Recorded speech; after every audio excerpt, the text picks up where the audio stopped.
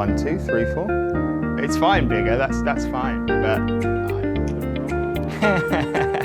there you go. I'm thinking, either I'm slow or this is perfect. Hey everybody, and welcome to the Week in Review, the bite-sized broadcast that tells you what's been happening in Branson and the Ozarks. A dialogue between the Harrison Regional Chamber of Commerce and the City of Harrison has resulted in a $10,000 appropriation from the city to help with economic development efforts. At the June Council meeting, the Chamber was praised for its efforts to help employees of the former steel plant find new employment. Mary Jerry Jackson and the Council both agreed to grant the Chamber $10,000 in a 6-to-1 vote. The only Council member who was opposed to the motion was Mary Jean Krager. Councilman Wayne Cohn was out of town and did not attend the meeting. Students in Branson can expect a little more time before school starts next summer. Governor Mike Parsons signed a bill on Thursday that limits how early public schools can start their school year. The current law says schools can start as early as 10 days before the first Monday of September and could hold a public vote to start even earlier. Under the new law, schools can't vote for earlier times and can only start 2 weeks before the first Monday of September. This law will not affect the current school year.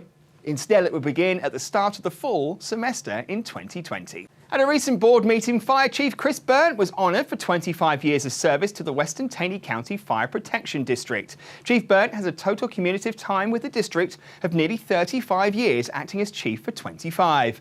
Chief Byrne started with Western in 1983 while he was a student at College of the Ozarks. After graduating college, he moved to Raymore, Missouri, and was hired as a full-time firefighter, working his way up to the ranks of assistant chief. In 1994, he returned to Western as the assistant chief of operations and was promoted to chief of the district within a few months.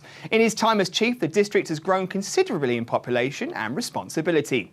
His tenure has yielded 8 additional fire stations for the district, an equipment replaced program, and increased volunteer staff. Medical marijuana regulations were the topic of discussion during a recent Branson Planning and Zoning Commission meeting. The meeting served as an informational forum and no vote has been taken yet. Missouri voters approved Amendment 2 in 2018, which legalizes medical marijuana for certain purposes.